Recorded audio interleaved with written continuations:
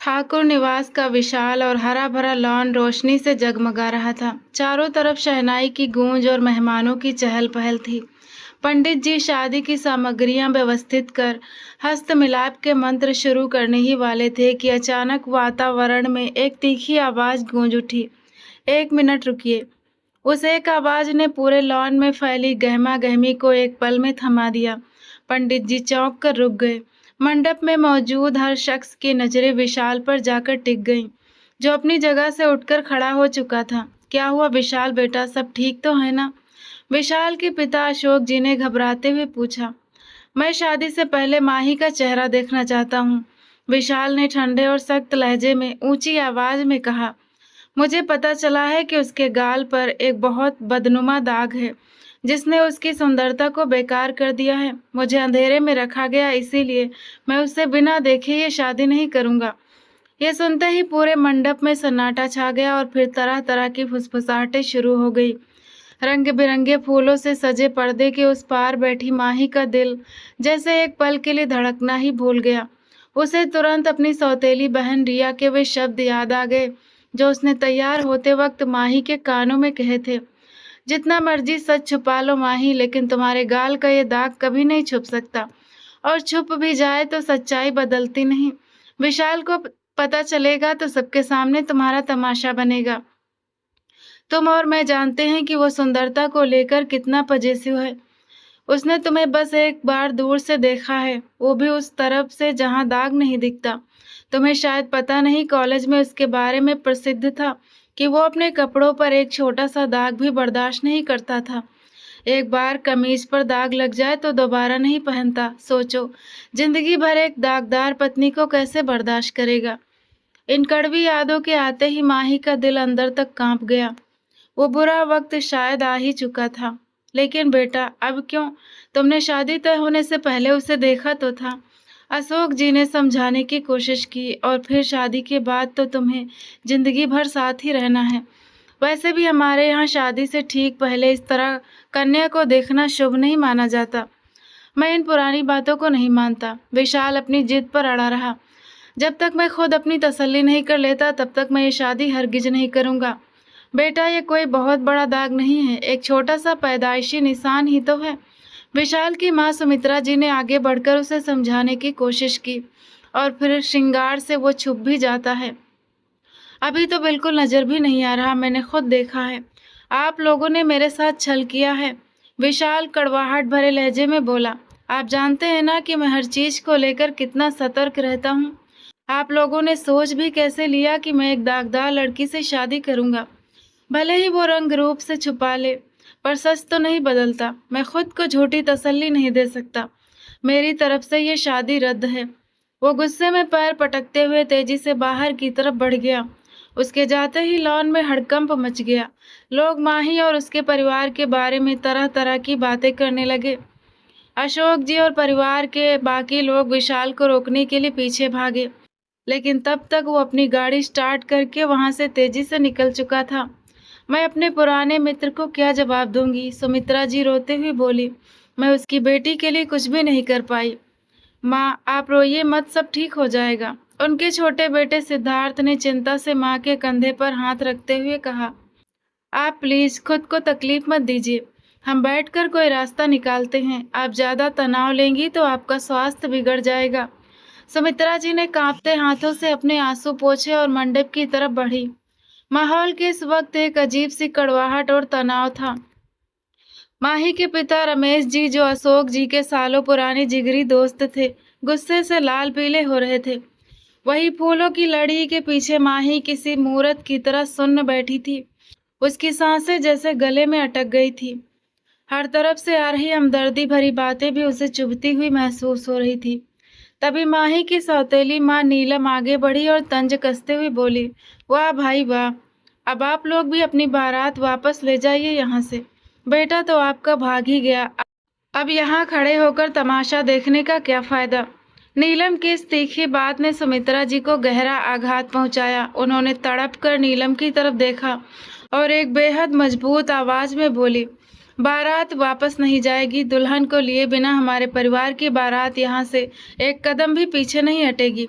मेरा दूसरा बेटा सिद्धार्थ शादी करेगा। क्यों सिद्धार्थ? सुमित्रा जी के मुंह से निकले ये शब्द सिद्धार्थ के कानों में किसी आघात की तरह लगे। सिद्धार्थ को लगा जैसे उसके पैरों तले से जमीन खिसक गई हो। वो तुरंत साफ इनकार कर देना चाहता था, उसके होंठ हिले भी, लेकिन तभी उसके पिता अशोक जी ने उसे बेहद सख्त नज़रों से देखा और खामोश रहने का इशारा कर दिया। सिद्धार्थ अपने होंठ भींचकर अपने अंदर उठते गुस्से और तूफान को दबाता हुआ बिना कुछ बोले वहीं शांत खड़ा रह गया। कुछ ही देर में जहाँ थोड़ी देर पहले विशाल बैठने वाला था, वहाँ अब सिद्धार्थ आकर बैठ चुका था, लेकिन उसके मन में एक अजीब सी कड़वाहट और गहरा दर्द जाग उठा था। उसका दिल चाह रहा था कि सब कुछ तोड़ फोड़ दे। बचपन से लेकर आज तक उसके साथ ऐसा ही तो होता आया था। या तो उसके हिस्से की पसंदीदा चीज विशाल जबरदस्ती छीन लेता था, या फिर विशाल की छोड़ी हुई चीज जिससे उसका मन भर जाता था, वो सिद्धार्थ के हिस्से में आ जाती थी। दरअसल अशोक जी का परिवार हमेशा से इतना अमीर नहीं था। उनकी आर्थिक हालात अब जाकर ठीक हुए थे। बिजनेस में इतनी तरक्की हुई थी कि उन्होंने दिन दूनी रात चौगुनी सफलता हासिल की, लेकिन इस तरक्की से पहले वे इतने बड़े आलीशान मकान के मालिक नहीं थे। यही वजह थी कि वे कभी माही के परिवार से ज़्यादा मिलजुल नहीं पाए थे। माही के ननिहाल वाले और उसके पिता बहुत बड़े घराने से ताल्लुक़ रखते थे। इसीलिए माही की मां के जाने के बाद पैसों की कमी और दूरियों की वजह से सुमित्रा जी अपनी पक्की सहेली की बेटी माही से मिलने नहीं आ सकी थी। लेकिन अब जब हालात सुधरे तो सुमित्रा जी ने अपनी पुरानी सहेली की याद में और माही को उसकी सौतेली मां के तानों और बुरे बर्ताव से बचाने के लिए अपने बड़े बेटे विशाल का रिश्ता भेजा था। सुमित्रा जी माही को अपने घर लाकर अपने साथ रखना चाहती थी, मगर इस घर में कदम रखने से पहले ही बेबस माही की किस्मत ने यह डरावना मोड़ ले लिया था। पंडित जी ने मंडप में मौजूद सभी लोगों को शांत रहने का इशारा किया और शादी की रस्में शुरू की। कन्यादान की रस्म के लिए माही के पिता रमेश जी ने नम आंखों से अपनी बेटी के सिर पर हाथ रखा। शादी की बाकी तमाम रस्में किसी खामोश मातम की तरह गुजरी। सिद्धार्थ माही की विदाई कराकर उसे अपने घर ले आया, उस घर में जहां आने के माही ने हजारों सपने देखे थे, मगर वो इस तरह दर्द सहकर यहाँ आएगी उसने कभी नहीं सोचा था। कमरे में आते ही एक गहरी खामोशी छा गई। सिद्धार्थ ने बिना कोई बात किए चुपचाप दरवाज़ा बंद किया और उसे अंदर से लॉक कर दिया। माही, जो अभी तक अपने भारी लाल जोड़े में सजी हुई थी और जिसका घूंघट चेहरे पर था, सिर झुकाए हुए बेहद सहमी हुई हालत में बेड के बिल्कुल कोने पर बैठ गई। उसके दिल की हालत अजीब हो रही थी। एक डर मन में बैठा था कि कहीं सिद्धार्थ भी उसे ठुकरा न दे। दूसरी तरफ सिद्धार्थ सोफे पर बैठा अपना माथा मसल रहा था। कमरे का माहौल बहुत गंभीर था। काफ़ी देर बीत गई, लेकिन दोनों के बीच कोई बातचीत नहीं हुई। माही बस चुपचाप अपने आंसू पोंछ रही थी और सिद्धार्थ अपने अंदर उठते गुस्से को शांत करने की कोशिश कर रहा था। वो जानता था कि सामने बैठी लड़की बिल्कुल बेकसूर है, इसीलिए खुद पर काबू रख रहा था ताकि उसके मुंह से कुछ ऐसा न निकल जाए जिससे माही को और दुख पहुंचे। अभी कुछ ही मिनट गुजरे थे कि अचानक जोर जोर से दरवाज़ा खटखटाया गया और बाहर से नौकरानी के चिल्लाने की आवाज़ आई। सिद्धार्थ एकदम अपनी जगह से उठा और तेजी से कमरे का दरवाज़ा खोलकर बाहर भागा। जैसे ही वो बाहर आया, सामने का नज़ारा डरावना था। विशाल हॉल में खड़ा आपे से बाहर हो रहा था। वो गुस्से में सजावटी सामान, लैंप और कांच की चीज़ें उठा उठाकर ज़मीन पर पटक रहा था। कांच टूटने की आवाज़ें पूरे घर में गूंज रही थी। बस करो विशाल, ये क्या पागलपन है? अशोक जी ने आगे बढ़कर उसे रोकना चाहा। उनकी आवाज़ में गुस्सा और बेबसी साफ दिख रही थी। हरकतें भी तुम ऐसी करो और फिर हम पर ही गुस्सा निकालो। ये सब मेरी ही गलती है कि मैंने तुम्हें इतना सिर चढ़ा कर रखा। आज उसी का नतीजा मिल रहा है मुझे। सुमित्रा जी भी गुस्से और दुख से बोली, तुमने ऐसा क्यों किया विशाल? मैं उस लड़की को इस घर में नहीं देखना चाहता था। आप क्यों लेकर आई उसे यहाँ? क्यों करवाई उसकी शादी? विशाल गुस्से से चिल्लाया। उसकी आंखें लाल हो रही थी। सिद्धार्थ जब तक सीढ़ियों के पास खड़ा ये सब देख रहा था, उसका सब्र अब जवाब दे गया। वो तेजी से सीढ़ियां उतरकर विशाल के सामने आया। आपको इससे क्या फर्क पड़ता है विशाल भैया? सिद्धार्थ की आवाज़ में एक कड़क थी। वो आपके लिए नहीं लाई गई है यहाँ, वो मेरी पत्नी बनकर इस घर में आई है, इसीलिए अब आपका उनसे कोई लेना देना नहीं है। जो आप इतना गुस्सा हो रहे हैं, सिद्धार्थ बहुत शांत लेकिन बेहद कड़क आवाज में बोला। सिद्धार्थ की यह ठंडी और सख्त आवाज देखकर विशाल का गुस्सा और बढ़ गया। वो चंद कदम आगे बढ़ा और उसने सिद्धार्थ का कॉलर अपने दोनों हाथों से भींच लिया। मुझे नीचा दिखाना चाहते हो ना तुम सबके सामने? पूरे परिवार में अच्छा बनने चाहते हो, इसीलिए तुमने उस दागदार लड़की से शादी की है, ताकि तुम सबके सामने साबित कर सको कि सिद्धार्थ कितना अच्छा इंसान है, सिद्धार्थ कितना आज्ञाकारी बेटा है। ये सब बिजनेस के बाद अब यहाँ भी करना चाहते थे ना तुम? पहले बिजनेस में अपनी साख बनाई, सबसे बड़ी डील लेकर पापा के सामने खुद को बड़ा साबित किया, और अब इस मामले में भी खुद को मुझसे ऊंचा कर लिया।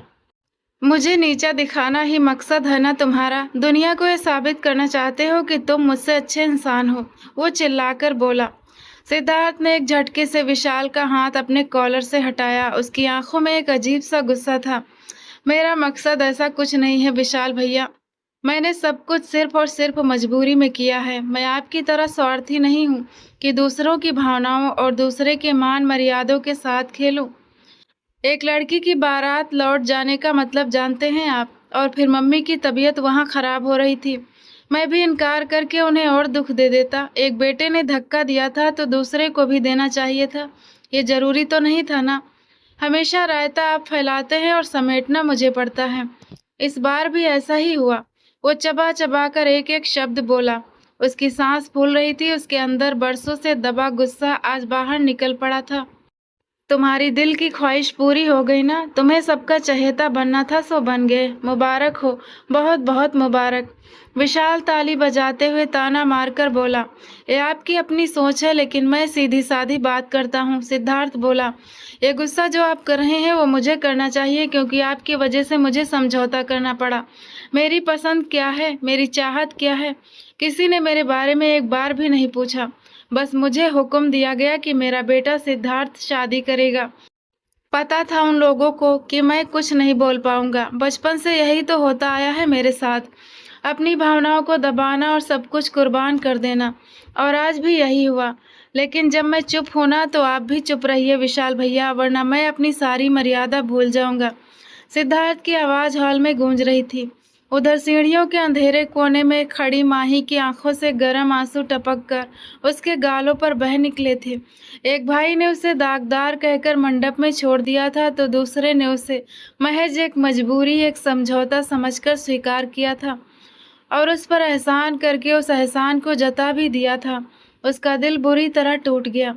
बहस करते करते अचानक विशाल की नज़र ऊपर सीढ़ियों पर गई, जहां लाल जोड़े में सजी माही खड़ी थी। विशाल जैसे नजरें हटाना ही भूल गया। कोई लड़की इतनी सुंदर हो सकती है, उसने अपनी जिंदगी में कभी सोचा भी नहीं था। वो सिर्फ सुंदर नहीं बल्कि बहुत सुंदर थी। रो रो कर लाल हुई रंगत, और उसका रूप ऐसा था कि एक बार देख ले तो इंसान देखता ही रह जाए। लेकिन विशाल ने ध्यान दिया कि उसके चेहरे पर तो दूर से कोई निशान नजर नहीं आ रहा था। फिर उसे अपनी माँ सुमित्रा जी की बात याद आई कि मेकअप से इस दाग को छुपाया गया है। विशाल ने झटके से अपना सिर हिलाया, लेकिन उसकी नजरें फिर भी उसे दोबारा देखने के लिए बेकरार होने लगी थी। माही को जैसे अपनी तरफ उठती नजर का एहसास हुआ। वो एक झटके से मुड़ी और तेजी से अपने कमरे की तरफ भाग गई। कमरे में आकर वो बेड पर बैठ गई और सिर झुकाकर रोती रही। कुछ ही देर बाद कमरे का दरवाजा बंद होने की आवाज आई तो वो चौंक गई। उसने जल्दी से अपने आंसू पोंछे और बैग में से अपने सादे कपड़े निकालकर वॉशरूम की तरफ मुड़ गई। कुछ देर बाद जब वो कपड़े बदलकर और हाथ मुंह धोकर वापस आई तो सिद्धार्थ ने उससे तब भी कोई बात नहीं की। वो चुपचाप सोफे पर लेटा हुआ था, आंखें बंद किए अपने हाथ से अपना माथा मसल रहा था, जैसे उसे बहुत तेज सिर दर्द हो। माही दिल ही दिल में दुखी होती हुई चुपचाप जाकर बेड पर बैठ गई। कुछ पलों की खामोशी के बाद सिद्धार्थ सोफे से उठा और उसके पास आकर थोड़ी दूरी पर बैठ गया। मैं जानता हूँ कि आपने अपनी शादी को लेकर बहुत सारे सपने देखे होंगे, सिद्धार्थ ने गंभीर और शांत आवाज में कहना शुरू किया, लेकिन मैं अभी आपसे थोड़ा वक्त चाहता हूँ। मैं बहुत जल्द आपको दिल से स्वीकार कर लूँगा। मेरी तरफ से आप बिल्कुल बेफिक्र रहिए। मैं अपने रिश्तों को बहुत संभाल कर और सोच समझ कर निभाता हूँ। माही चुपचाप से झुकाए उसकी बातें सुन रही थी। सिद्धार्थ ने बात करते करते जब सिर उठाकर उसका चेहरा देखा तो एक पल के लिए रुक सा गया। वो सचमुच बहुत सुंदर थी, सिवाय उसके दाहिने गाल पर मौजूद उस हल्के लाल रंग के धब्बे के। मगर उस छोटे से निशान के बावजूद उसके चेहरे की मासूमियत किसी का भी दिल जीत सकती थी।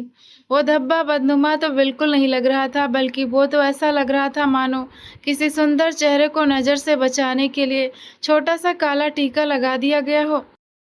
सिद्धार्थ की निगाहें भटकती हुई माही के गुलाबी होंठों पर जाकर रुक गईं। फिर उसने खुद पर काबू पाते हुए अपनी नजरें थोड़ा ऊपर उठाई। माही की पलकें झुकी हुई थी और वह इतनी घनी थी कि सिद्धार्थ ने आज तक किसी की ऐसी घनी पलकें नहीं देखी थी। तभी माही ने भी धीरे से अपनी पलकें उठाकर सिद्धार्थ की तरफ देखा। उसकी आंखों में देखते ही सिद्धार्थ का दिल जैसे एक पल के लिए थम सा गया। वे गहरी और सुंदर आंखें इतनी सम्मोहक थी कि किसी का भी चैन चुरा ले। सिद्धार्थ का दिल किया कि वो उन आंखों में खो जाए, लेकिन अपनी इस इच्छा पर वो खुद ही मन में थोड़ा झेप गया। शायद लेंस लगाए हुए है, मैं भी ना क्या क्या सोचता रहता हूँ। सिद्धार्थ मन ही मन सोचते हुए अपना सिर झटक कर चला गया। वो चुपचाप उठा और फ्रेश होने के लिए वॉशरूम गया। कुछ देर बाद जब वो फ्रेश होकर बाहर आया तो माही बेड की एक तरफ लेटी हुई थी। सिद्धार्थ ने लाइट बंद की और वो भी बेड की दूसरी तरफ आकर लेट गया। अगले दिन सुबह अचानक सिद्धार्थ को अपने चेहरे पर पानी की ठंडी बूंदें महसूस हुई। उसने धीरे से अपनी आंखें खोली तो सामने का नजारा देखकर उसके दिल ने एक बीट मिस कर दी। माही नहाकर आई थी, उसके लंबे और घने बाल उसकी पीठ को छू रहे थे, जिन्हें वो झटक रही थी। उसी वजह से पानी की कुछ बूंदें सिद्धार्थ के चेहरे पर आ गिरी थी। बालों को पीठ पर खुला छोड़े वो ड्रेसिंग टेबल के सामने खड़ी बेहद कोमलता से अपने हाथों पर मॉइस्चराइजर लगा रही थी। मॉइस्चराइजर लगाकर वो जैसे ही आईने में खुद को देखने लगी, उसकी नज़र पीछे बिस्तर पर हाथ पर सिर टिकाए लेटे हुए सिद्धार्थ पर पड़ी। आईने में उन दोनों की नज़रें एक सेकंड के लिए मिली तो माही के मन में एक अजीब सी हलचल शुरू हो गई। वो जल्दी से नज़रें हटाकर पलटी और बेड पर रखा अपना दुपट्टा उठाकर जल्दी से अपने कंधों पर फैला दिया। सिद्धार्थ भी अब धीरे से बिस्तर से उठा और अलमारी की तरफ बढ़ गया। उसने अलमारी खोलकर अपने कपड़े निकाले और जैसे ही वॉशरूम जाने के लिए मुड़ा, उसकी निगाहें फिर माही पर पड़ी, जो चोरी छिपे आईने के जरिए उसी को देख रही थी। एक बार फिर दोनों की नज़रें आपस में टकरा गई। माही की वे गहरी आंखें उस वक्त इतनी खूबसूरत लग रही थी मानो उनमें दुनिया के सारे रंग समा गए हों। सिद्धार्थ का दिल जोर से धड़का। वो बहुत मुश्किल से अपनी नज़रें चुराता हुआ तेजी से वॉशरूम में चला गया। फ्रेश होकर जब वो बाहर निकला तो माही अब सोफे पर बैठी एक पत्रिका के पन्ने पलट रही थी। सिद्धार्थ को देखकर वो धीमे से बोली, आंटी जी ने संदेशा भेजा है कि नाश्ते के लिए नीचे आ जाइए। उसकी आवाज़ इतनी मीठी थी मानो कानों में मिठास घोल रही हो। सिद्धार्थ ने महसूस किया कि वो ना जाने क्यों इस लड़की के खिंचाव में बंधता जा रहा था। उसने हल्के से अपना सिर झटका और हाँ में सिर हिलाकर उसे चलने का इशारा किया। तैयार होने के बाद वे दोनों जैसे ही नीचे हॉल में आए तो वहाँ का माहौल देखकर माही ने अपने दुपट्टे को और अच्छे से संभाल लिया। विशाल हॉल में सोफे पर बैठा हुआ था। जैसे ही उसकी नज़र माही पर पड़ी, वो उसे लगातार घूरने लगा। माही ने नज़रें झुकाकर सबको धीमी आवाज़ में नमस्ते कहा और चुपचाप रसोई की तरफ बढ़ गई। वो बिना कुछ कहे काम करने वाली दीदी के साथ मिलकर डाइनिंग टेबल पर नाश्ता लगवाने लगी। सुमित्रा जी ने जब अपनी नई नवेली बहू को काम करते देखा तो प्यार से बोली, अरे बेटा, तुम ये सब मत करो, अभी तुम नई नवेली दुल्हन हो, आराम करो। जब तक हाथों की मेहंदी नहीं उतरेगी तब तक तुम्हें कोई काम करने की जरूरत नहीं है। कोई बात नहीं आंटी जी, मुझे आदत है, काम करना मुझे अच्छा लगता है। और फिर ये मेहंदी वाली बात तो बस एक रीति रिवाज है, इसे मानना इतना भी जरूरी नहीं है। माही ने हल्का सा मुस्कुराकर जवाब दिया और सिद्धार्थ के पास वाली कुर्सी पर बैठ गई। उसके चेहरे पर आई वो मासूम मुस्कान देखकर सिद्धार्थ का दिल एक बार फिर उस पर आ अटका। लेकिन जैसे ही सिद्धार्थ की नज़र सामने बैठे विशाल पर पड़ी, उसके चेहरे का रंग बदल गया। विशाल खुद अपनी जगह बैठा लगातार माही की तरफ ही देख रहा था। सिद्धार्थ ने गुस्से में अपनी मुट्ठियां भींच ली, लेकिन फिर सिर झटक कर नजरें इधर उधर कर ली। जब उसने दोबारा देखा तो विशाल अभी भी वहीं देख रहा था और काफ़ी बेचैन लग रहा था। वो बार बार सोफे पर अपनी जगह बदल रहा था। उसके दिमाग में उस वक्त क्या चालबाजी चल रही थी, सिद्धार्थ को बहुत अच्छे से पता था। सिद्धार्थ अपने भाई को बचपन से ही जानता था, वो बेहद जलन रखने वाला इंसान है। उसे बिल्कुल बर्दाश्त नहीं हो रहा था कि जो माही उसकी दुल्हन बनने वाली थी, वो अब सिद्धार्थ की पत्नी बन चुकी है। और शायद वो दिल ही दिल में कोई नया नाटक रचने का प्लान बना रहा था। विशाल किस तरह उन दोनों को अलग करने की साजिश रचेगा, सिद्धार्थ समझ चुका था। उसने जानबूझकर टेबल पर अपनी जगह इस तरह बदली और माही के आगे होकर झुक गया कि माही पूरी तरह सिद्धार्थ के चौड़े कंधे के पीछे छुप गई। सिद्धार्थ बिल्कुल नहीं चाहता था कि विशाल माही की तरफ एक नज़र भी देखे। वो खुद हैरान था कि माही के मामले में इतना पजेसिव क्यों हो रहा था। विशाल जल्दी से उसकी इस हरकत पर अपनी नजरें झुका गया। सिद्धार्थ अपनी सारी उलझनें झटक कर नाश्ते में ध्यान लगाने लगा। कुछ देर बाद नाश्ता खत्म हुआ तो सिद्धार्थ अपने कमरे में आ गया। माही भी चुपचाप उसके पीछे अंदर चली गई। सिद्धार्थ ने दरवाज़ा थोड़ा जोर से बंद किया। आगे से जब विशाल भैया हॉल में हो ना, तो आप बाहर मत आया कीजिए, ये एक रिक्वेस्ट है आपसे। सिद्धार्थ ने उसकी तरफ देखे बिना सीधे और सपाट अंदाज में कहा। माही ने हैरानी से सिर उठाकर उसे देखा, लेकिन वो कुछ बोली नहीं। वो चुपचाप सोफे पर बैठकर दोबारा से पत्रिका देखने लगी। सिद्धार्थ दिल ही दिल में चिढ़ सा गया। ये आखिर मुझसे बात क्यों नहीं करती? क्या ये वाकई विशाल भैया को पसंद करती थी? सिद्धार्थ ने मन में सवाल किया। अंदर से आवाज आई, जाहिर है विशाल से पहले इनका रिश्ता तय हुआ था तो भावनाएं तो होंगी ही, लेकिन अब तो हालात बदल चुके हैं। अब तो वो सिद्धार्थ की पत्नी थी, कम से कम अपने पति से तो बात करनी चाहिए थी, चाहे पसंद करे या ना करे। सिद्धार्थ अपने होंठ चबाते हुए उसकी तरफ देख रहा था। माही पत्रिका में ऐसे खोई हुई थी मानो उससे जरूरी दुनिया में कोई काम ही ना हो। सिद्धार्थ अपने ही मन के सवालों पर चिढ़कर कमरे से बाहर निकल गया। उसी शाम उनकी शादी का रिसेप्शन था। हॉल में हर किसी की जुबान पर उन दोनों की जोड़ी की ही चर्चा थी। दोनों साथ खड़े बहुत सुंदर और आकर्षक लग रहे थे। रिसेप्शन के मेकअप से माही के गाल का वो जन्मजात निशान काफी हद तक छुप गया था, लेकिन फिर भी महफिल में मौजूद कुछ लोग अपनी कड़वी जुबान से ताना मारने से बाज नहीं आ रहे थे। कुछ लोगों ने सिद्धार्थ के सामने इस बात का जिक्र छेड़ दिया कि कल शादी के मंडप में क्या हुआ था। उस फालतू बात की वजह से सिद्धार्थ का मन काफी खराब हो गया, लेकिन दूसरी तरफ माही का चेहरा एकदम शांत था, मानो उसे दुनिया की किसी बात से कोई फर्क ही ना पड़ता हो। रिसेप्शन खत्म होने के कुछ ही देर बाद वे दोनों वापस हवेली लौटने के लिए निकले। गाड़ी में सिर्फ वे दोनों ही थे और चारों तरफ गहरी खामोशी थी। गाड़ी हवेली से कुछ ही दूरी पर पहुंची थी कि अचानक मौसम ने करवट ली। तेज आंधी चलने लगी और साथ ही मूसलाधार बारिश शुरू हो गई। बारिश इतनी तेज थी कि घने अंधेरे में गाड़ी चलाना सिद्धार्थ के लिए काफी मुश्किल हो गया। मजबूर होकर उसने सड़क के किनारे एक सुनसान जगह देखकर गाड़ी रोक दी। मौसम काफी खराब हो गया है। इस बारिश और अंधेरे में गाड़ी चलाना मेरे लिए थोड़ा मुश्किल हो रहा है। दरअसल मेरी नज़र थोड़ी कमज़ोर है ना, तो अंधेरे में मुझे ज़्यादा परेशानी होती है। सिद्धार्थ ने स्टीयरिंग पर हाथ मारकर अपना सिर झटकते हुए कहा। माही ने उसकी तरफ देखा और अपने उसी मीठे अंदाज में बोली, कोई बात नहीं, हम यहाँ इंतज़ार कर लेते हैं, हो सकता है थोड़ी देर में बारिश कम हो जाए। हाँ बिल्कुल, वह उसकी बात के जवाब में हल्के से बोला। वैसे आपको गाड़ी चलाते समय चश्मा पहनना चाहिए, बिना चश्मे के गाड़ी चलाना खतरनाक हो सकता है और इससे नज़र और भी कमज़ोर हो सकती है। कुछ देर रुकने के बाद माही झिझकती हुई बोली।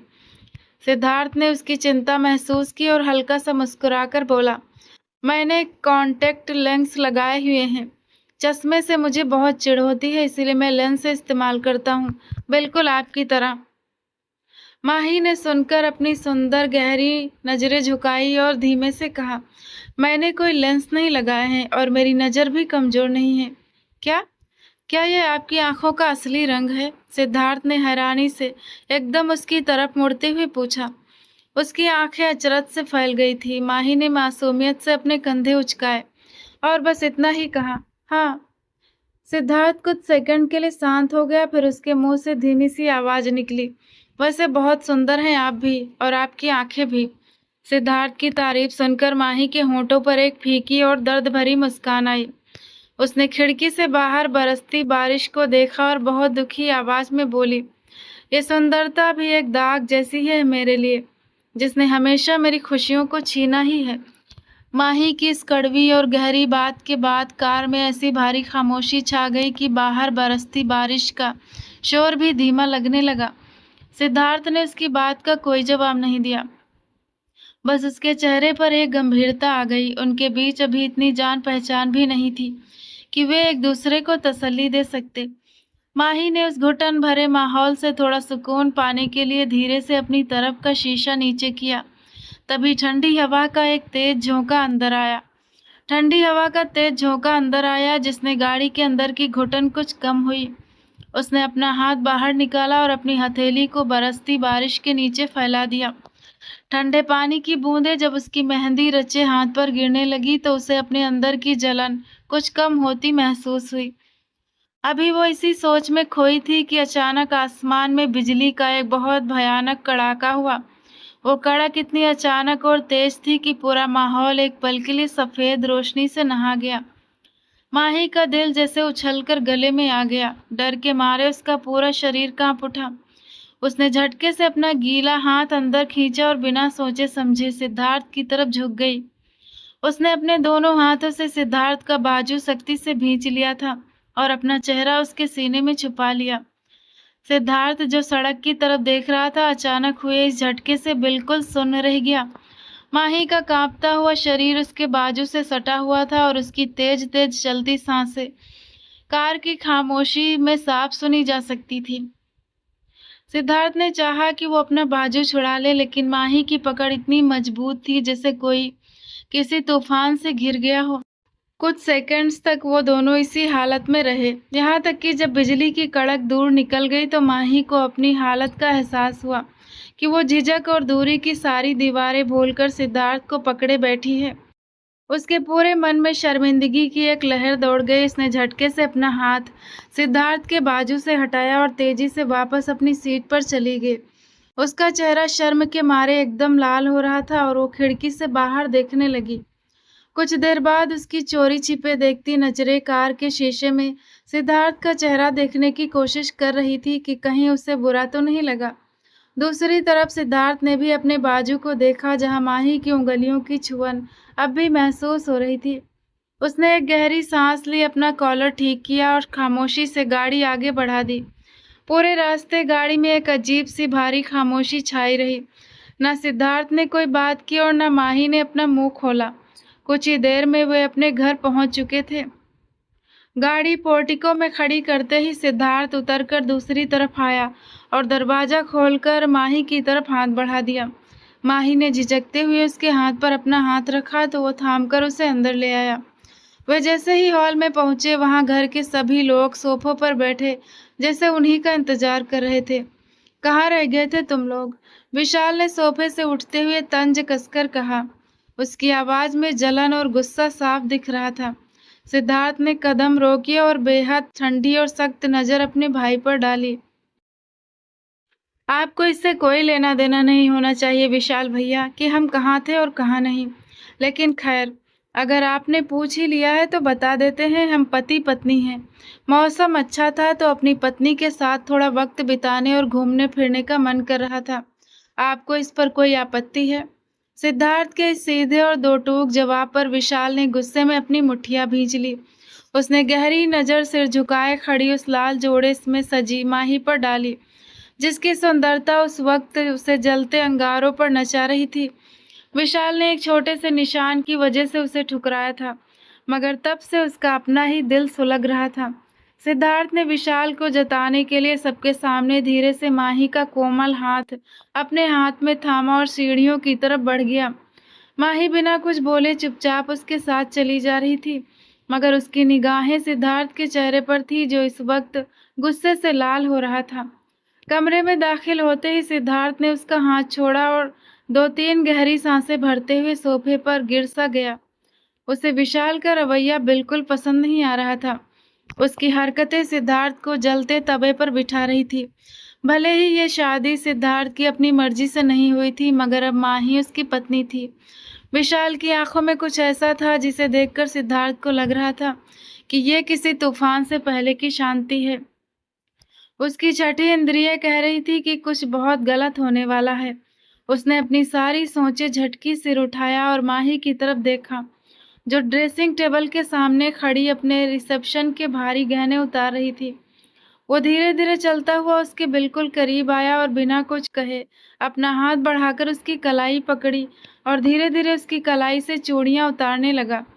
मैं खुद कर लूँगी। माही ने घबराकर अपना हाथ छुड़ाने की कोशिश की। सिद्धार्थ ने गुस्से से भरी नज़रों से आईने में उसे देखा। उसने एक झटके से माही को अपनी तरफ खींचा और उसकी कमर में अपना मजबूत हाथ डालकर उसे अपने इतने करीब कर लिया कि दोनों की सांसें एक दूसरे के चेहरे से टकरा रही थी।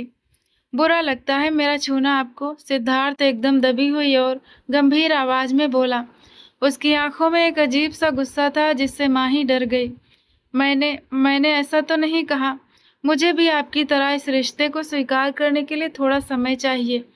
माही कांपती आवाज में बोली, वक्त चाहिए। मैं चाहती हूँ कि हम दोनों एक दूसरे को पहले अच्छी तरह समझ लें। फिर क्या? फिर क्या? सिद्धार्थ ने उसकी कमर पर अपने हाथ का दबाव थोड़ा बढ़ाते हुए कहा, बोलिए ना फिर क्या? क्या फिर मुझे अपने करीब आने देंगी? और अगर मैं आपको पसंद ना आया तो क्या आप मुझे छोड़ जाएंगी? माही को सिद्धार्थ के इस कड़े बर्ताव से अपनी सांसें घुटती हुई महसूस हो रही थी। उसकी आंखों में आंसू तरने लगे। सिद्धार्थ, मुझे दर्द हो रहा है। माही के उस कांपते और कोमल आवाज ने सिद्धार्थ को होश में ला दिया। उसने तुरंत अपना हाथ हटाया और उससे 2 कदम दूर हटता हुआ गहरी गहरी सांसें लेने लगा। उसके चेहरे पर साफ पछतावा दिख रहा था। आई एम सो सॉरी माही। बस विशाल भैया ने जिस तरह आपको देखा ना, पता नहीं मुझे ऐसा लगा जैसे मेरे अंदर आग लग गई हो। मुझे उनकी नीयत बिल्कुल सही नहीं लग रही। बचपन से यही होता आ रहा है, हर चीज़ पर वे अपना ही अधिकार समझते हैं और उन्होंने शायद आपको भी कोई चीज़ ही समझ लिया है। मैं उनकी नज़रें बर्दाश्त नहीं कर पा रहा हूँ। जब ये आपको देखते हैं ना तो मुझे लगता है मेरे अंदर कोई अनजानी आग धधकने लगती है। सिद्धार्थ ने बेहद शर्मिंदा और टूटे हुए स्वर में अपनी बात रखी। माही ने नम आंखों से उसे देखा। ऐसा क्यों हो रहा है सिद्धार्थ? क्यों धधक रही है ये आग? जब आप मुझे पसंद भी नहीं करते, आपने तो ये शादी केवल एक मजबूरी में की है ना। एक भाई ने मुझे ठुकरा दिया तो दूसरे ने मुझ पर दया करके मुझे अपना लिया। उसकी आवाज़ भीगी और कड़वाहट से भरी हुई थी। आई एम सॉरी अगर आपको मेरी किसी बात का बुरा लगा हो। सिद्धार्थ का व्यवहार एकदम फिर से शांत और नर्म हो चुका था। वो उसके करीब आया। मैं जानता हूँ मैंने शुरुआत में मजबूरी का नाम लिया था, लेकिन आप बहुत प्यारी हैं। सच में बहुत प्यारी हैं माही। मुझे अब आप पर प्यार आने लगा है। बस विशाल भैया की वजह से मैं अपना आपा खो बैठता हूँ। I am really sorry. Mahi ने दुखी होकर अपना सिर झटका। आपको सॉरी बोलने की कोई ज़रूरत नहीं है। मैं अपनी सच्चाई बहुत अच्छी तरह जानती हूँ। आपको मुझे दिलासा देकर या मेरे साथ झूठी हमदर्दी दिखाकर अपने सपनों से समझौता करने की कोई ज़रूरत नहीं है। अगर आपकी ज़िंदगी में कोई और है, आपके सपनों की कोई रानी है, तो आप उसे अपना सकते हैं। मेरी तरफ से पूरी इजाज़त है। मैं आपको बिल्कुल मजबूर नहीं करूँगी कि आप मेरे साथ इस रिश्ते को आगे बढ़ाएं। आपने वक्त मांगा था ना, मैंने आपको पूरी ज़िंदगी का वक्त दे दिया। आप मुझे पत्नी का दर्जा ना भी देंगे तो भी मैं कभी शिकायत नहीं करूँगी। आपका यही उपकार बहुत है कि आपने मेरी इज्जत रख ली और मुझे अपमानित होने से बचा लिया। वो एक ही सांस में अपने दिल की सारी भड़ास निकालती जा रही थी और सिद्धार्थ मुट्ठियां भींचकर उसे देख रहा था। आप इतने हीन भावना का शिकार क्यों हैं माही? मैं कह रहा हूँ ना कि ऐसा कुछ नहीं है। मुझे नींद आ रही है, मुझे कपड़े बदल कर सोना है, प्लीज़ रास्ता दीजिए। माही ने उसकी बात काटकर सोफे से अपने कपड़े उठाए और वॉशरूम की तरफ बढ़ गई। सिद्धार्थ ने गुस्से में दीवार पर जोर से मुक्का मारा और अपने गुस्से पर काबू पाने लगा। समझती क्या है ये खुद को? मेरी तो सुनती ही नहीं है, बस अपनी सुनाकर चली गई। माना कि मैंने कल भावुक होकर विशाल भैया के सामने वे बातें कह दी थी, लेकिन मैंने इस रिश्ते को पूरी निष्ठा से स्वीकार किया है। मैं इन्हें कैसे समझाऊं कि मैं रिश्तों के मामले में कितना संवेदनशील हूं और उन्हें निभाना जानता हूं। वो अपने बालों को हाथ से जकड़ता हुआ सोचता रहा। कुछ देर बाद माही वॉशरूम से फ्रेश होकर बाहर आई और बिस्तर पर कंबल ओढ़कर लेट गई। सिद्धार्थ भी मन ही मन कुढ़ता हुआ कपड़े बदलने चला गया। अगले दिन सुबह सब नाश्ते की टेबल पर मौजूद थे। तभी अशोक जी ने चाय का कप एक तरफ रखा और उनकी तरफ एक लिफाफा बढ़ा दिया। ये मैंने ठंडी पहाड़ी इलाकों के सैर सपाटे के लिए टिकट बुक करवाए हैं सिद्धार्थ। अभी फिलहाल तुम दोनों जाओ और वहाँ कुछ दिन छुट्टियाँ बिताओ। उसके बाद अगर देश से बाहर भी जाना हो तो चले जाना। अशोक जी ने प्यार से कहा। लेकिन पापा, जो इतनी बड़ी बिजनेस डील फाइनल हुई है उसका क्या होगा? मैं उसे अकेले संभाल नहीं सकता, विशाल ने बीच में टोकते हुए चिढ़कर कहा। आपको इसकी चिंता करने की जरूरत नहीं है विशाल भैया। जिन अधिकारियों से मेरी डील फाइनल होनी है ना, उन्हें मैं जहाँ ही हूँगा वहीं बुलवा लूँगा, वे आराम से आ जाएंगे। सिद्धार्थ ने पूरे आत्मविश्वास और शांति से कहा।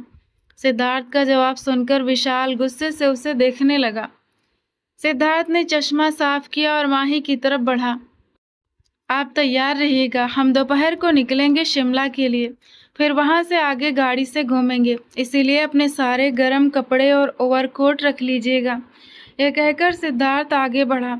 थोड़ा झुककर उसने माही के माथे पर एक प्यार भरा स्पर्श दिया और बाहर चला गया। माही वहीं सुन्न होकर रह गई। वो बड़ी मुश्किल से उठकर अपने कमरे में आई और बेड पर बैठकर सोच में डूब गई। तभी दरवाजे पर हल्की सी आहट हुई और विशाल बिना इजाजत कमरे के अंदर आ गया। माही हड़बड़ाकर खड़ी हो गई। आप यहाँ क्या कर रहे हैं? बाहर जाइए। विशाल कदम आगे बढ़ा।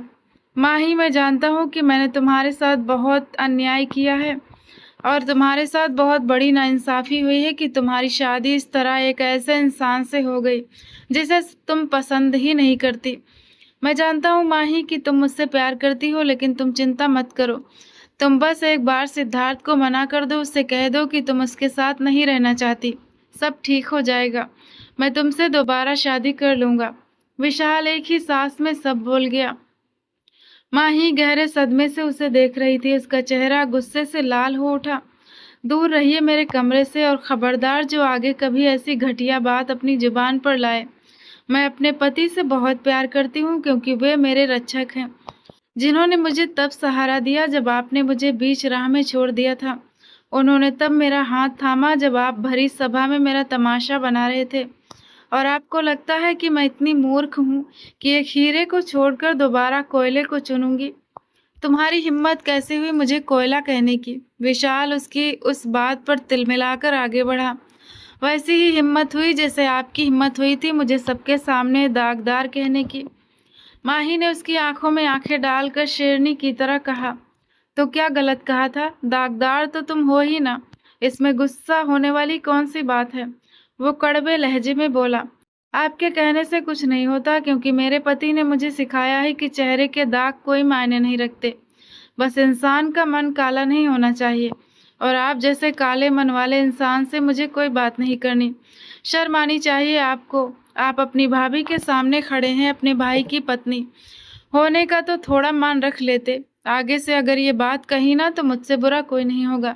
निकल जाइए मेरे कमरे से, वरना मैं अभी चिल्लाकर सबको यहाँ बुला लूँगी। माही ने एक एक शब्द चबा चबा कर कहा तो विशाल गुस्से से तलमलाकर पलटा और कमरे से बाहर निकल गया। उसके जाते ही माही की हिम्मत टूट गई और कांपते शरीर के साथ धप से बेड पर बैठ गई। क्या मैं सिद्धार्थ को बता दूं कि विशाल भैया ने मुझसे क्या कहा? नहीं, रहने देती हूँ। पता नहीं वे क्या सोचेंगे और कैसा महसूस करेंगे। वो खुद से उलझती जा रही थी। फिर सर झटक कर वो उठी और अपनी पैकिंग करने लगी। उसने अपने और सिद्धार्थ के गर्म कपड़े रख लिए। दोपहर में सिद्धार्थ वापस आ गया था। माही का 2-3 बार मन हुआ कि वो सुबह वाली बात बता दे, लेकिन ना जाने क्यों उसे डर लग रहा था कि कहीं सिद्धार्थ उसे ही गलत ना समझ ले। इसीलिए उसने शांत रहना ही सही समझा। कुछ ही घंटों के सफ़र के बाद जब वे शिमला के एक शानदार और शांत होटल के कमरे में बैठे थे, बाहर का मौसम काफ़ी खूबसूरत था और हल्की हल्की बूंदाबांदी शुरू हो चुकी थी। माही कमरे की बड़ी कांच की खिड़की के पास खड़ी नीचे का नज़ारा देख रही थी, जहां लोग रंग बिरंगी छतरियां लिए इधर उधर जा रहे थे। बारिश को देखकर न जाने क्यों उसका मन मचल उठा कि वो भी बाहर जाए और इस मौसम का आनंद ले। विशाल, जो काफ़ी देर से सोफे पर बैठा माही के चेहरे के बदलते भाव देख रहा था, एकदम अपनी जगह से उठा। चलिए जल्दी से तैयार हो जाइए और अपना रेनकोट पहन लीजिए, हम बाहर चलते हैं। सच में? सिद्धार्थ के मुंह से ये सुनकर माही का चेहरा किसी खिले हुए फूल की तरह चमक उठा। उसके इस तरह खिलखिलाने पर सिद्धार्थ के दिल में ठंडक सी उतर आई। जब वो इतने खुले दिल से मुस्कुराई तो उसके दोनों गालों पर डिम्पल पड़ गए। सिद्धार्थ का दिल चाहा कि वो आगे बढ़े और उन डिम्पल्स को सहलाए, मगर अपनी सोच को संभालते हुए वो अलमारी की तरफ बढ़ा और 2 रेनकोट निकाल लिए। थोड़ी देर में दोनों शिमला की खूबसूरत और शांत सड़कों पर रेनकोट पहने पैदल चल रहे थे। माही की खुशी का कोई ठिकाना नहीं था। तभी अचानक बारिश तेज हो गई तो वे जल्दी से सड़क किनारे एक शेड के नीचे खड़े हो गए। माही शेड के नीचे खड़ी होकर अपने दोनों हाथ फैलाए बच्चों की तरह बारिश की बूंदों को अपनी हथेलियों में समेट रही थी। सिद्धार्थ शांत खड़ा प्यार भरी नजरों से उसे देख रहा था और अपने मोबाइल में चुपके से उसकी तस्वीरें ले रहा था। फिर वो धीरे से उसके करीब आया और उसके कंधों पर हाथ रखते हुए उसके साथ सेल्फी लेने लगा। सिद्धार्थ, मेरा मन कर रहा है कि मैं इस बारिश में झूमूं, नाचूं और गाऊं। वो बहुत उत्साहित होकर सिद्धार्थ की तरफ मुड़ी। तो चलिए नाचते हैं। सिद्धार्थ ने मुस्कुराते हुए अपना हाथ आगे बढ़ाया। उसने माही का हाथ थामा और सीधे उस बारिश में दोनों खूबसूरत जोड़ी की तरह नाचने लगे। आसपास से गुजरते लोग रुककर उन दोनों के इस प्यार को देखकर मुस्कुरा रहे थे, मगर वे दोनों दुनिया से बेखबर बारिश की बजती हुई धीमी धुन पर एक दूसरे में खोए हुए नाच रहे थे। लोग अपने फ़ोन में उनके वीडियो बना रहे थे। फिर जैसे उन्होंने नाचना ख़त्म किया, सब लोगों ने उनके लिए तालियां बजाई। माही शर्माकर सिद्धार्थ के सीने में अपना चेहरा छुपाने लगी। वो धीरे से मुस्कुराता हुआ उसे अपनी बाहों के घेरे में लेकर आगे बढ़ने लगा। कुछ आगे पहुंचे तो सड़क के किनारे एक आइसक्रीम वाले को खड़ा देखकर माही का दिल फिर मचल उठा। मुझे आइसक्रीम खानी है सिद्धार्थ। नहीं, बिल्कुल नहीं माही, बहुत ठंड है, सिद्धार्थ ने फौरन मना करते हुए कहा। अरे आपको कुछ नहीं पता, सर्दियों में आइसक्रीम खाने का तो अलग ही अंदाज होता है। मैं हमेशा सर्दियों में सबसे ज़्यादा आइसक्रीम खाती हूँ और मुझे कुछ भी नहीं होता। जल्दी चलिए और मुझे खिला दीजिए ना प्लीज़। उसने उछलकर जिद की। सिद्धार्थ ने मुस्कुराकर चुपचाप उसे आइसक्रीम खरीद कर दे दी। आप भी खाइए ना, मुझे अकेले अच्छा नहीं लग रहा। आप भी खाइए। माही ने अपनी आइसक्रीम का चम्मच सिद्धार्थ के होंठों के पास लाते हुए कहा। सिद्धार्थ ने चुपचाप वो चम्मच मुंह में रख लिया। वो उसे बता ही नहीं सका कि उसका गला बहुत संवेदनशील है और वो सर्दियों में आइसक्रीम बिल्कुल नहीं खा सकता। माही ने दोबारा आइसक्रीम दी और उन दोनों बार उन्होंने मिलकर खाई। वो बहुत खुश थी और उसे खुश देखकर सिद्धार्थ भी अपनी सारी परेशानी भूल चुका था। होटल वापस आकर माही ने सबसे पहले अपने गीले कपड़े बदले और सिद्धार्थ ने रिसेप्शन पर फोन करके अपने लिए ब्लैक कॉफ़ी मंगवा ली। लेकिन इसी दौरान सिद्धार्थ की तबीयत तेजी से बिगड़ने लगी। उसे बार बार छींकें आ रही थी और उसका बुरा हाल हो रहा था। माही उसे देखकर बहुत परेशान और शर्मिंदा हो गई। आई एम रियली सॉरी सिद्धार्थ, मेरी वजह से आपकी ये हालत हो गई। मुझे तो आदत है, पर आपने शायद कभी इस तरह आनंद नहीं लिया। मुझे सर्दियों की बारिश, ये ठंड और इसमें आइसक्रीम खाना बहुत पसंद है। वो शर्मिंदगी से बोली। इट्स ओके माही, हो जाता है। मेरी इम्यूनिटी क्षमता थोड़ी कम है। बचपन से ही जल्दी सर्दी जुकाम हो जाता है और अभी तो मेरा गला भी बिल्कुल बंद होने वाला है क्योंकि मैं आइसक्रीम बिल्कुल नहीं खा सकता। सिद्धार्थ ने कंबल में खुद को समेटते हुए धीमी आवाज में कहा। क्या आपने मुझे पहले क्यों नहीं बताया कि आप आइसक्रीम नहीं खाते? माही रूठने वाले अंदाज में उसके करीब आई। ये बहुत गलत बात है सिद्धार्थ, मैंने आपसे सब कुछ शेयर कर दिया और आपने इतनी बड़ी बात छुपाई। अब मैं आपसे बात नहीं करती। वो जैसे ही मुंह फेर कर जाने लगी, सिद्धार्थ ने झटके से उसकी कमर में हाथ डाला और उसे अपने बिल्कुल करीब खींच लिया। तो पूछिए ना, मेरे बारे में सब बता दूंगा। सिद्धार्थ ने अपनी नाक को माही की नाक से छुआते हुए बेहद गहरी और मीठी आवाज में कहा। माही का दिल जोर से धड़का। अब वो धीरे धीरे सिद्धार्थ के पास बैठकर उसकी पसंद नापसंद के बारे में पूछ रही थी।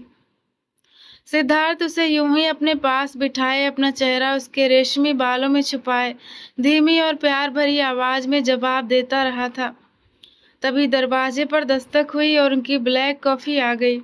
कॉफी पीने के बाद सिद्धार्थ ने दवाई ली और वो लेट गया। माही भी बेड की दूसरी तरफ आकर लेट गई। मगर रात के पिछले पहर माही की आंख किसी अनजाने एहसास से खुल गई। उसे ऐसा लगा जैसे कोई तकलीफ से कराह रहा हो। उसने आंखें खोलकर अपनी बगल में देखा तो सिद्धार्थ था, जो तेज बुखार में तड़प रहा था। माही ने जल्दी से उठकर लाइट ऑन की और उसके करीब होकर जैसे ही उसका माथा छुआ, उसका पूरा शरीर आग की तरह तप रहा था। सिद्धार्थ, आप ठीक है ना? माही की आवाज रोने जैसी हो गई। सिद्धार्थ ने अपनी आधी खुली आंखों से उसे देखा और धीरे से ना में सिर हिला दिया। उसी वक्त उसे तेज खांसी आई। उसे इस हाल में देखकर माही बहुत चिंतित और डरी हुई सी हो गई और दिल ही दिल में खुद को कोसने लगी कि क्यों उसने सिद्धार्थ को जिद करके आइसक्रीम खिलाई थी। उसने घबराकर नीचे रिसेप्शन पर फोन किया और डॉक्टर के बारे में पूछा, लेकिन उन्होंने बताया कि रात में कोई डॉक्टर उपलब्ध नहीं है, सुबह ही संपर्क हो सकता है। माही बहुत परेशान हो गई। वो पूरी रात सिद्धार्थ के सिरहाने बैठी, कपड़ा भिगो भिगो कर उसके माथे पर ठंडे पानी की पट्टियां रखती रही। जब सुबह सिद्धार्थ को थोड़ा होश आया तो माही बिस्तर पर बैठकर प्यार से उसका सिर दबाने लगी। मैं ठीक हूँ माही, आप सो जाइए, सिद्धार्थ ने कमजोर आवाज में कहा। ऐसे कैसे सो जाऊं? मेरी वजह से आप इतने बीमार हो गए, मुझे बहुत शर्मिंदगी हो रही है। माही की आंखों से आंसू निकलकर सिद्धार्थ के हाथ पर गिर पड़े। सिद्धार्थ ने अपना हाथ बढ़ाया, उसके आंसू पोंछे और फिर धीरे से माही की कमर में हाथ डालकर उसे और करीब कर लिया।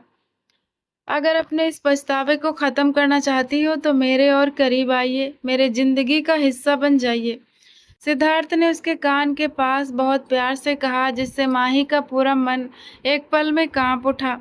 माही अब कोई दूरी नहीं बना सकी। वो धीरे से उसके पास लेट गई और अपना सिर उसके चौड़े कंधे पर रख दिया।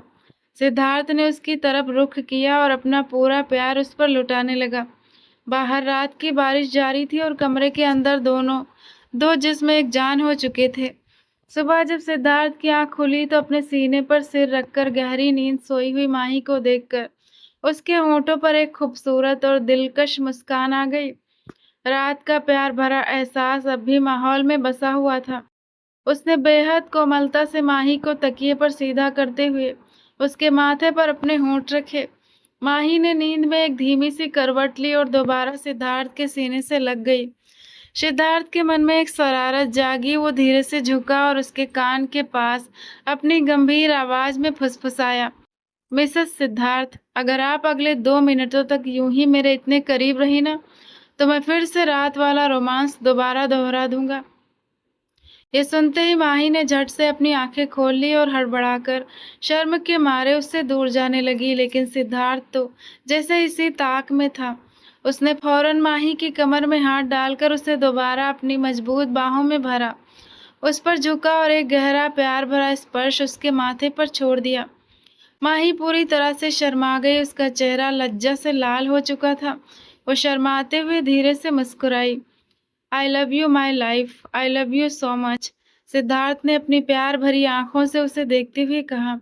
माही की लंबी पलकें शर्म के मारे झुक गईं। सिद्धार्थ ने उसकी मासूमियत पर मोहित होकर आगे बढ़कर उसकी दोनों आंखों पर बारी बारी से अपने होंठ रख दिए।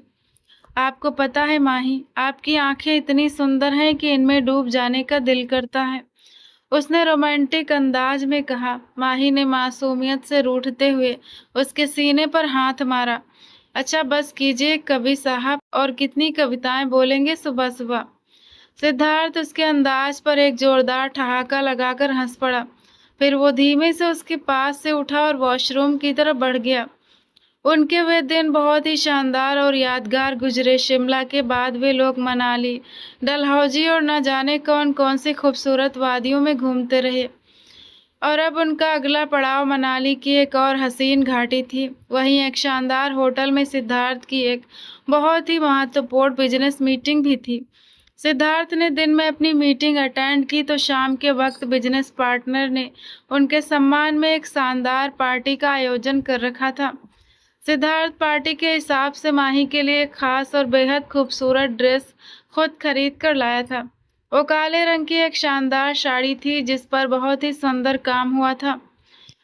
जब माही वो काली साड़ी पहनकर अपने रेशमी बालों को एक ढीले से जूड़े में बांध कर और बिल्कुल हल्के से मेकअप के साथ सिद्धार्थ के सामने आई तो सिद्धार्थ तो जैसे अपना दिल थाम कर ही रह गया। काले रंग में उसके गोरे रंग का रूप क्या गजब ढा रहा था। माही, मैं क्या सोच रहा हूँ माय लव, हम ये पार्टी रद्द करते हैं और कमरे में रहकर अपनी नई शुरुआत फिर से मनाते हैं। सच में क्या रूप ढा रहा है आपका, सिद्धार्थ ने दीवानगी निगाहों से उसे सिर से पैर तक देखते हुए कहा। माही ने शर्म से लाल होते हुए चेहरे के साथ उसे घूर कर देखा। बहुत बेशर्म हैं आप सिद्धार्थ, थोड़ी तो शर्म कीजिए। मिसेस सिद्धार्थ, आप इतने रोमांटिक पति को बेशर्म बोल रही हैं। हजारों लड़कियां तरसती हैं ऐसे पति के लिए। मुझे देख देख कर ठंडी सांसें भरती हैं, और ये तो मैं ही हूँ जो किसी को ध्यान नहीं देता। सिद्धार्थ ने अपने कोट का कॉलर ठीक करते हुए गर्व से कहा। अच्छा, सच में? जरा मुझे भी उन लड़कियों से मिलवा दीजिएगा, मैं भी जरा उनसे निपट लूं जो मेरे पति को देखने का साहस करती हैं। माही ने अपने हाथ कमर पर रखकर चिढ़ने वाले अंदाज में कहा। सिद्धार्थ उसके इस हक वाले अंदाज पर एक बार फिर ठहाका लगाकर हंस पड़ा। उसने आगे बढ़कर माही को कंधों से थामा। अरे छोड़ो उन लड़कियों को, मैं थोड़ी किसी को देखता हूँ, मेरा तो बस ये दिल एक ही बार उस इंसान पर अटक गया है जो अपनी सुंदरता से चांद को भी मात दे देती है। माही ने गहरी सांस ली और धीमी आवाज में कहा, आप क्यों करते हैं मुझसे इतना प्यार, मुझ जैसी कमी वाली लड़की से? खबरदार। सिद्धार्थ ने फौरन उसके होंठों पर अपनी उंगली रखी। खबरदार, जो आगे से खुद के लिए ऐसा शब्द इस्तेमाल किया। मैंने कहा ना, ये कोई कमी नहीं है। भगवान ने तो तुम्हें इस जमाने की नज़र से बचाने के लिए एक खूबसूरत सा नज़र का टीका लगा दिया है। और देखो ना, कभी चांद को देखा है? उसमें भी तो दाग है, मगर क्या वो अपनी रोशनी बिखेरने से रुकता है? तो मेरे लिए ऐसी ही रोशनी हो जो मेरी सोनी जिंदगी में आई और उसे जगमगा गई। सिद्धार्थ ने अपनी नाक माही की नाक से छुआते हुए बेहद प्यार भरे अंदाज में कहा। माही का मन गर्व से भर गया। वो धीमे से मुस्कुराई और झुककर सिद्धार्थ का कोट ठीक करने लगी। कुछ देर बाद वे दोनों एक दूसरे के हाथों में हाथ डाले पार्टी के लिए नीचे हॉल में आ गए। वे जैसे ही हॉल में दाखिल हुए, हर एक की नजरें उस खूबसूरत जोड़ी पर टिक गईं। सिद्धार्थ के बिजनेस पार्टनर वर्मा जी की पत्नी ने माही को तारीफ भरी नजरों से देखा और बोली, आपकी पत्नी बहुत ही सुंदर है मिस्टर सिद्धार्थ, वाकई चांद और सूरज की जोड़ी है आप दोनों की। सिद्धार्थ ने मुस्कुराते हुए माही की कमर में अपना हाथ डाला और उसे अपने ओर करीब कर लिया। माही भी मुस्कुरा रही थी। सिद्धार्थ उसके कान में झुककर कुछ कहने ही वाला था कि अचानक माही की मुस्कान गायब हो गई और सिद्धार्थ का शरीर एकदम तन गया। दरवाजे से विशाल हॉल में दाखिल हो रहा था और उसकी नजरें सीधे माही पर थी। विशाल पास आया, वर्मा जी और उनकी पत्नी से मिला और फिर एक बेहद गंदी नज़र माही पर डालते हुए जैसे ही सिद्धार्थ की तरफ बढ़ने लगा, सिद्धार्थ ने बिना एक पल गंवाए 2 कदम आगे बढ़ाया, माही का हाथ पकड़ा और उसे लेकर हॉल के दूर कोने वाली टेबल पर जाकर बैठ गया। मुझे ये इंसान एक सेकंड के लिए भी बर्दाश्त नहीं है माही। जब वो आपको देखता है ना, तो मैं उसकी ये गंदी नज़रें बर्दाश्त नहीं कर सकता। अब आप यहीं पर बैठी रहिए, यहाँ से हटने की बिल्कुल ज़रूरत नहीं है, सिद्धार्थ ने कड़े अंदाज में कहा। माही ने खामोशी से हाँ में सिर हिला दिया। कुछ ही देर बीती थी कि सिद्धार्थ का मन इतना खराब हो गया कि वो माही को लेकर पार्टी से वापस अपने होटल के कमरे में आ गया। माही, आप यही कमरे में रहिए, मैं बस नीचे जाकर वर्मा जी के साथ डील के आखिरी कागजात पूरे करके आता हूँ। सिद्धार्थ ने माही के गाल पर एक प्यार भरा स्पर्श छोड़ा और कमरे से बाहर निकल गया। माही बेड पर बैठकर आराम से अपनी चूड़ियां उतारने लगी। उसी वक्त कमरे के दरवाजे पर हल्की सी आहट हुई। माही ने समझा सिद्धार्थ वापस आ गया, मगर जैसे ही पलटी, सामने विशाल को खड़े देखकर उसकी जान ही निकल गई। आप जाइए यहाँ से, आपकी हिम्मत कैसे हुई मेरे कमरे में आने की? माही ने डर और गुस्से से भरे स्वर में कहा। चला जाऊंगा माही, बस एक बार मेरी बात सुन लो। विशाल दीवाना बना आगे बढ़ा। मैंने जो तुम्हें घर में बात कही थी ना, वो अभी भी ख़त्म नहीं हुई है। अब तुम खुद देख लो, तुम एक ऐसे इंसान के साथ रह रही हो जो तुम पर शक करता है। देखो ना तुम्हारे बारे में कैसी सोच रखता है, तुम पर पाबंदियां लगा रहा है। मेरी बात मानो, अलग हो जाओ उससे, मैं तुम्हें बहुत खुश रखूंगा। विशाल ये कहते हुए आगे बढ़ा और माही का हाथ थामने लगा। माही के सब्र का बांध टूट गया। उसने पूरी ताकत जमा की और एक जोरदार थप्पड़ विशाल के चेहरे पर जड़ दिया। हिम्मत कैसे हुई आपकी मुझे छूने की? माही गुस्से से काँप रही थी। उस दिन भी आपको चेतावनी दी थी कि आगे से मुझसे ऐसी घटिया बात मत कीजिएगा। अगर आप अब भी बाज नहीं आए तो मैं खुद सिद्धार्थ को बताऊंगी कि आप मुझे परेशान कर रहे हैं। माही गुस्से से बोलती हुई जैसे ही दरवाजे की तरफ पलटने लगी, सामने का नजारा देखकर उसके पैरों तले से जमीन निकल गई। दरवाजे पर सिद्धार्थ शांत खड़ा था, उसकी आंखें गुस्से से लाल हो रही थी। सिद्धार्थ शेर की तरह विशाल पर झपटा। एक ही पल में दोनों भाई कमरे के बीचों बीच हाथापाई करने लगे। सिद्धार्थ अंधाधुंध विशाल पर मुक्के बरसा रहा था और विशाल भी पलटकर वार कर रहा था। माही उन्हें छुड़ाने की कोशिश में रो रो कर बेहाल हो रही थी, मगर गुस्से के इस तूफान में कोई उसकी सुन ही नहीं रहा था। बस कीजिए, भगवान के लिए रुक जाइए, माही पूरी ताकत से चीखी। उसकी चीख पर दोनों ने एक दूसरे को झटका दिया और पीछे हटे। दोनों के होंठों से खून निकल रहा था और वे बुरी तरह हाँफ रहे थे। आगे से अगर मेरी पत्नी के करीब भी आने की कोशिश की ना विशाल भैया, तो मैं अपनी भलमन साहत भूल जाऊंगा। सिद्धार्थ ने गुस्से में विशाल को घूरते हुए कहा। विशाल ने अपने होंठ से खून साफ किया और एक कुटिल मुस्कान के साथ बोला, सिद्धार्थ, इसमें मेरी कोई गलती नहीं है। तुम्हारी ये मासूम पत्नी खुद मुझे अपनी तरफ खींचती है। पूछो इससे कि ये ऐसा क्यों करती है। ये मुझे इशारे देती है। ये आज भी मुझे ही पसंद करती है। अब देखो ना, मैंने इसे यहाँ आने से पहले भी समझाया था, तो उसने तुम्हें क्यों नहीं बताया? इसीलिए नहीं बताया क्योंकि इसके मन में चोर है। ये तुमसे छुपकर मेरे साथ रिश्ता रखना चाहती है। चुप रहो। सिद्धार्थ के बर्दाश्त की सीमा खत्म हो गई। वो फिर से गुस्से में उस पर टूट पड़ा और इस बार उसने विशाल को नीचे गिराकर उसकी गर्दन दबा ली। आज के बाद मेरी पत्नी के बारे में एक शब्द भी बोला ना तो अंजाम बहुत बुरा होगा। मैं जरा भी ध्यान नहीं रखूंगा कि तुम मेरे बड़े भाई हो। अब यहाँ से निकल जाओ, इससे पहले कि मेरा हाथ और उठ जाए। सिद्धार्थ ने उसे कॉलर से उठाया और पूरी ताकत से धक्का देकर कमरे से बाहर निकाल दिया और दरवाजा जोर से बंद कर दिया। कमरे में अब एक भयानक सन्नाटा था। माही ने अपना चेहरा दोनों हाथों में छुपाया और बेड पर बैठकर फूट फूट कर रोने लगा, मगर सिद्धार्थ ने उसकी तरफ एक नज़र भी नहीं देखा। उसका चेहरा एकदम शांत था। उसने मेज से अपनी बिजनेस फाइल उठाई, गुस्से से कमरे का दरवाजा खोला और बाहर निकलकर दरवाजा बंद कर दिया। माही अकेले कमरे में बंद रह गई। लगभग 2 घंटों के बाद जब सिद्धार्थ वापस आया तो माही अब भी उसी काली साड़ी में अपने घुटनों में सिर दिए बेड के पास जमीन पर बैठी रो रही थी। सिद्धार्थ ने उसकी तरफ देखा भी नहीं। अलमारी से अपने कपड़े निकालकर वॉशरूम जाने लगा। माही जल्दी से उठी, उसके पास आई और पीछे से सिद्धार्थ की पीठ से लग गई। प्लीज सिद्धार्थ, इस तरह मुझे नज़रअंदाज मत कीजिए, मुझसे बर्दाश्त नहीं हो रहा। वो उसके कंधे से लगी हिचकियों से रो रही थी, लेकिन सिद्धार्थ का शरीर इस वक्त बर्फ की तरह ठंडा था। उसने बेहद रूखे अंदाज में माही के हाथों को अपनी कमर से हटाया और बिना कुछ कहे वॉशरूम चला गया। कुछ देर बाद जब वो कपड़े बदलकर बाहर आया तो माही बेचैनी से वहीं खड़ी उसका इंतजार कर रही थी। वो आगे बढ़ी, उसके सामने हाथ जोड़े अपने बेगुनाह होने की सफाइयां देती रही, मगर सिद्धार्थ जैसे पत्थर बन चुका था। वो खामोशी से बेड की तरफ अपनी ओर आया और चादर ओढ़कर लेट गया। माही भी रोती हुई उसके पास लेट गई। पूरी रात माही की सिसकियां कमरे के सन्नाटे को चीरती रही, मगर सिद्धार्थ ने एक बार भी पलटकर उसे नहीं देखा और ना ही उसे दिलासा दिया। अगली ही सुबह सिद्धार्थ ने सबसे पहले वापसी की टिकट बुक करवाई और रात तक दोनों वापस अपने घर पहुंच गए। घर पहुंचते ही सिद्धार्थ का सब्र टूट गया। उसने अशोक जी और सुमित्रा जी के सामने विशाल की तमाम घटिया करतूतों और परेशान करने वाली बातों का पर्दाफाश कर दिया। ये सुनते ही सुमित्रा जी का चेहरा गुस्से से लाल हो गया।